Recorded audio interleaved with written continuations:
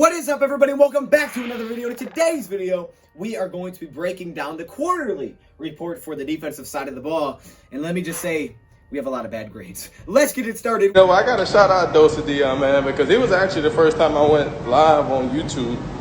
And, guys don't know DoseOfDion. He put out a lot of good content for the Detroit Lions.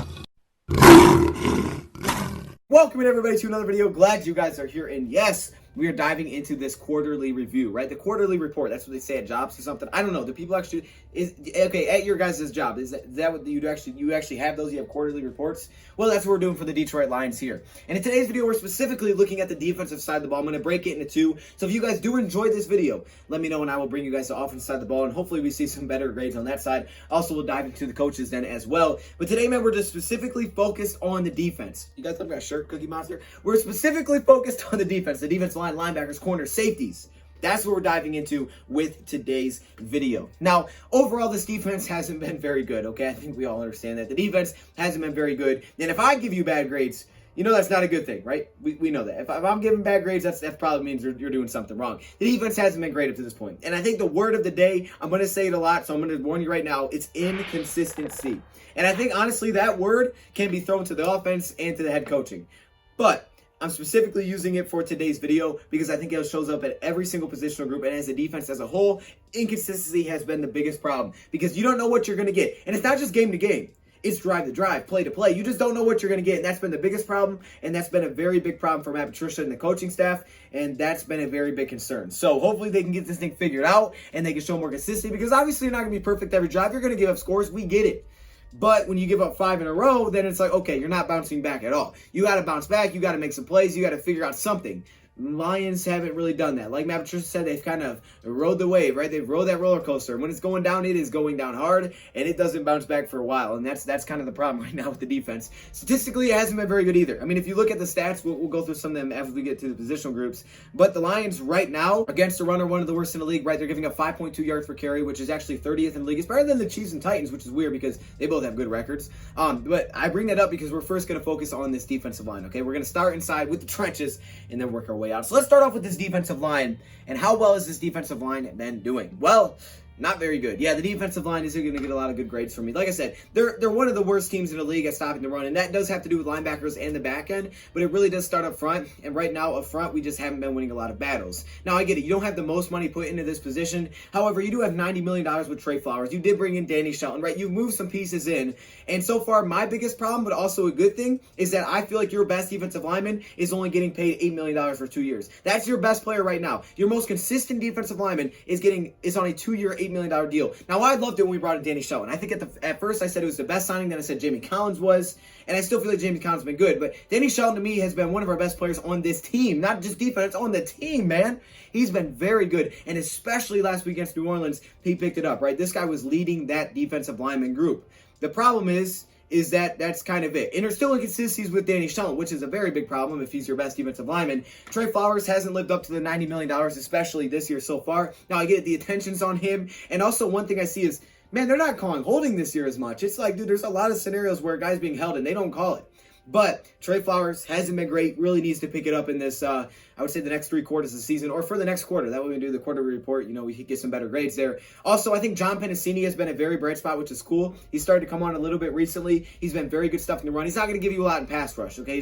That's not what he did in college. That's not what we brought him in for. That's why he fell in the draft, because these guys aren't usually guys that are highly looked for in the draft. They're not looking for just a pure run stuffer, except for Matt Patricia's scheme, and he wants those kind of guys. And I loved it when we brought in Pennicini in. Some people didn't know who he was, but to me, Pennicini's been pretty darn good, man. He's been making some plays, especially recently. When they put him and Danny out there together, when you know it's a run, that's great. I want to see them more at the deep when they get to goal line formations, because those two guys together have been good. And I think Pennicini, honestly, for the pick that he was, with the impact that he's playing, it's been pretty darn good. He's looking like one of the better draft picks when it comes to immediate impact. And finally, I think your next best defensive lineman has been Romeo Cora, at least in pass rush. He's been your best pass rushing defensive lineman at this point. Last game, he had 3 straight plays where he was getting his hand on the quarterback. 1 sack, one that should have been a sack, and the next one, he just kind of hit him as he threw it. 3 straight plays against Drew Brees. Now, he's getting a lot of one-on-ones. And again, a lot of the pressure and a lot of the focus is going towards Trey Flowers, and that's opening him up. But we've seen Romeo do this before. I mean, he had 7.5 sacks a couple of years ago ago. And this year he already has 2, so that means he's on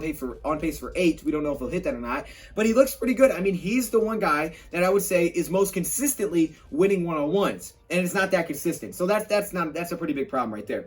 Overall, man, the defensive line is what starts everything. Because if you want to talk about, well, you're not getting enough sacks. Well, that starts on early downs. Like Trey Flowers said, they're getting into certain sort of situations, and you don't have an opportunity to get to the quarterback because you don't have them in obvious passing downs or more obvious passing downs. When it's 3rd and 1, 3rd and 2, 3rd and 3, for the most part, you know the team can run the football, so you can't get a lot of pressure. You're not going to get there quick, and even if it is a pass, the ball's out of his hands so quickly you can't get any sacks. Lions so far only have 5 sacks on the season, and it starts with the early downs. The defensive line and the linebacker group, really all together, the run defense has to be better early. That way they can get more opportunities to get off the field, get some sacks, because that's really where it all does start. If you can't stop the run, you can't stop a dang thing. So that's what this looks like for this defensive line. Overall, the grade I'm going to give for this defensive line is a B. I don't think I can go any higher than a D, to be honest with you. There's just too many inconsistencies with this defensive line. We've seen some bright spots. Danny Schoen, to me, has been the best. He's on pace to have the most combined tackles he's ever had in his career. That's great, but we just need more, right? We need more. And I think it's not that necessarily we need more in the pass rush right now. I mean, that's always great if you do. But what we need is we need consistency from Nick Williams, from these guys, to help and stop the run. Because if we can get off the field and we can, force some 2nd and 8, 2nd and 7, then you get an incomplete pass, something like that. Then all of a sudden, now you're in positions where those sacks will start coming, okay? But that's where it does start. If you can't stop the run, you're not going to get sacks. So for defensive line right now, I'm giving them a D. I'm optimistic this could go up because I'm seeing bright spots. This has to be consistent. But that's the story of our team right now. Moving on to the linebacker position, again, this has a huge impact on stopping the run. There's no doubt about it. No doubt about it. One of the biggest problems with the linebacker groups so far to me has been filling gaps and honestly trusting one another and playing aggressive. All right, I watched the Saints play us defensively, and when we try to do things to the outside, their linebackers explode through those holes, okay? They trust that their teammate is going to be in the right position to take away his role and his responsibility. They are trustworthy. They believe in one another. They know where the other person's going to be. Our defense right now seems to not trust anybody, okay? Like, oh, are you sure you're going to be there? Because if I hit this hole and you're not there, it's going to be a big play. Guys, it's a big play anyways. Hit your hole, have confidence in what you're going to do, and do it. We saw flashes of it. Remember Jared Davis when he just bopped through that hole and he made a big play? But it also comes to recognition and not getting yourself in a back spot where you get up so close to the offensive line where you're getting blocked and then all of a sudden you're pushed out of the play and the guy hasn't even picked the hole yet. So it's both, but once you make that decision, go. Don't be soft with it. Go. I think that's one of the biggest problems, of course, on stretch plays, pitch plays. We've really struggled to stop the run. Where have we improved? After week 2, we have definitely improved when it comes to covering over the middle and even stuff out the flat, but really covering over the middle. Dude, crossing routes were killing us. They were absolutely killing us. And I feel like this is something that the Lions worked on. It's improving. Passing routes off, kind of chucking guys as they come across the middle. Coaches may not like it, but there hasn't been a flag for it since. And obviously, if you're inside 5 yards, whatever. Lions have been getting away with it. They've making it so guys don't want to run crossing routes across the middle. And the linebackers passing things off. You can see the trust, the relationships are building there. And hopefully that builds fast when we have 2 weeks off and they can get more confident and more trustworthy with each other because we need these guys to get going. These guys got to pick it up. This whole defense needs to pick it up. The offense needs to pick it up. They all need to pick it up. All right, but we need to win some dang games. And the linebackers need to be big right now for the Detroit Lions. They've improved, but they still have tons of work to do. They've improved in pass coverage. Play action bootlegs are absolutely killing them. It still hasn't been great, but they've been better at covering the flat or the running back or tight end that leaks out. But there's still a lot of room to improve, especially in that run defense. And honestly, like I said, they work together. Linebacker, D-line works together. They need to help each other. Now, who has been the best so far? To me, the best guys have been Reggie Ragland and Jimmy Collins. 2 guys that you brought in this offseason, right? July Tavai has shown a lot of inconsistencies, Christian Jones as well, and they've shown flashes. Now, Tavai hasn't been the best on the edge. He's not the most explosive, so he needs to be very smart with when he decides, and he has to get himself early into position because he can't wait until the running back is whipped by him. Otherwise, he's gone. He's just not that explosive. He's not that athletic to get off and, go make a play like that. So he needs to be a very smart linebacker when he's placing outside. Christian Jones, guy kind of gets stuck in blocks and doesn't shed consistently. Just some bad stuff with contain there. And I feel like they've improved when it comes to containing to where the ball is going, but it's the backside. When they get the cutback lanes, there's just no one there. So overall for the Lions linebacker group, Jamie Collins to me and Reggie Ragland have been the best. Ragland really picked it up last week. He's the guy that's actually shedding blocks. He seems to be playing with that aggressiveness that, you need to have your linebackers play with, especially if you're trying to get to the backfield. And I also see Jamie Collins, he's probably the most consistent production guy you're going to get. He just hasn't lived up to the $30 million yet. Nowhere near. He's shown flashes. We saw him get a pick. We see seen him make some big plays. We know he was thrown out against week 1 against the Bears. That hurt. But there's usually production there because he's on the field a lot. He's getting tackles. He's in the right place. We just need to see a little bit more. And we need to really see him take charge of some of these young guys. And I think just, set them straight. Get these guys going. Jared Davis's role has been kind of weird. We may do a video breaking down his role, but it's been kind of weird what his role has been looking like. Either way, I'm going to give the linebacker group a D+. I think it's a little bit better than the defensive line as a whole when you go player by player, but it's not good enough. It's definitely not good enough. So we got a D and a D+. Yeah, grades are not looking good. Grades are not looking good, and we have a long way to go. We got a lot of improvements to make, and hopefully, this team is competitive enough where if you just get a little bit better, you can compete and you can win some games. And as that happens, you can continue to build and get better. The problem is, man, we are just so inconsistent as a team. You just don't know what you're going to get. Next up, safety group. Now, the safety group, we'll go that, and then we'll go corners. To me, the safety position has been the best positional group defensively so far. I mean, it really has been. And it hasn't been great. It's just been our best. The reason I say that is because if you look player by player, I feel like they've been the best overall. Tracy Walker has been pretty darn good, okay? The guy struggled a little bit with tight ends. He's not been bad covering running backs or receivers for that matter. He also is being put in a lot of different positions. He's helping in the box. He's making some tackles. He's athletic. Tracy Walker's been pretty nice. Some good plays. Like I said, though, he's been outmatched. Curse is coming back, so we'll see if his role continues to expand as he gets, ready to go in this defense. Just didn't have a lot of snaps last week, but I think he'll be way more involved. And that could take away from Will Harris's role. Has been probably the most inconsistent safety that we've had. Will Harris, you don't know. You don't know what you're going to get. He's been pretty good covering running backs, but aside from that, wide receivers, tight ends, he's not the biggest guy, so that hurts as well. Just haven't been very good. It is only a second year, I get that, and I'm thinking when Curse comes back and, as he continues to take over a bigger role, I think Will Harris's role will get a little bit smaller. There's good from Will Harris. He's athletic. The guy will go down and make a tackle, but in coverage, man, he's just been an absolute liability for the most part. Duron Harmon's been maybe our best player defensively. He's been one of our best players. What I love from him is the leadership. You can just tell the leadership's here. He makes big plays, but then he also takes the accountability and responsibility, throws it back on his guys, on his players. And he said, look, we need to be better. I agree completely with Duron Harmon. He's speaking facts. He's one of our best players, and Duron Harmon's he's been doing his thing up to this point. He does it without getting flags. He reads the quarterback size. He's not perfect, but what we brought him in here to be, the closer, the guy that gets picks in the back end, the guy that makes plays, the leader, that's what we're seeing so far from him. So he's been really good. One of our better defense players. So I give the safety group as a whole a C+. Not great. It's still in the C range, but it is our best right now. And then finally, moving on to the cornerback position. Yep, we're back to the inconsistencies. Okay, guys, you don't know what you're getting week from every corner we have. Desmond Trufant plays pretty well, goes out with an injury. We know we have Tony McRae sub in, and all of a sudden this guy's burnt. We really haven't seen Tony McRae that much since. We know Justin Coleman left week 1, so that kind of hurts. Hopefully we get him back soon.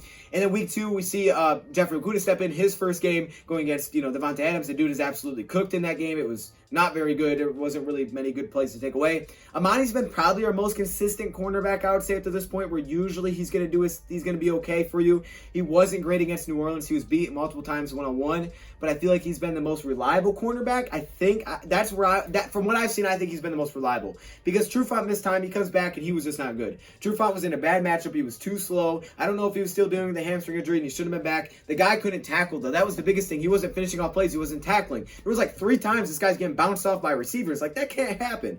Amani's been probably most consistent. Okudah, to me, had his best game last week against the Saints, but his first 2 were just not good. He had a big play against Arizona, no doubt. That was a huge game changer, and that's what you need. But overall, he just hasn't been good in his, 2 of his 3 games. Week 3 was a little bit better. We know he saw a little diminished role there when Trufant came back. The thing was, Trufant wasn't very good. The cornerbacks are the definition of inconsistency with this defense. You don't know what you're going to get at this point. And I get it. It's a difficult test to play, especially when your defensive line linebackers aren't getting early stops. Because here's the thing. Yeah, you're not going to help out your cornerbacks because you're not getting pressure. But the way you're going to get pressure is by stopping early downs. So it does ultimately come back to that front 7 and stopping the run. And it does come to secondary too, because they need to go up there and make plays in the run game. Okudah's been pretty good at it. I would say he's been probably the best in the run game. Amani's been shaky. Trufant was really bad last game against stopping the run. Really bad. He does contain well, but he just wasn't very good. Amani's been, kind of here and there, hit and miss with it. Daryl Roberts has been pretty hit and miss. He usually can tackle. Roberts tackles well, but he's hit and miss depending on his matchup when it comes to coverage. So what I see right here is you have to stop the run first. You have to stop those early downs, because when we did see, we're back and get help. We get a sack from Reggie Ragland last game. It's because it's a 3rd and long. The problem is we never get anybody in 3rd and longs enough. So if we can't stop the run, it's not going to help the corners. If we can stop the run earlier, if we get them in longer situations, you're ultimately going to get more pressure from our linebackers, which we've seen when they're in longer situations, which will ultimately allow your secondary, your back end safeties, cornerbacks to get the picks. That's where we saw an Okudah pick. That's where we saw Harmon pick. That's where we saw, some good plays defensively, and sometimes they can't get it off in their sack. it all does start from the front and stopping the run first. I give a grade for the cornerback group as a D+ right now, and overall the defense gets a D. I don't know how I can go any higher than a D. Honestly, there's just been flashes that's maybe say, okay, not F, but it's just so inconsistent. And there's flashes to the point where you're thinking, okay, this could be a B. Against Arizona, this looked like a defense that could be a B grade overall. Honestly, it could have been.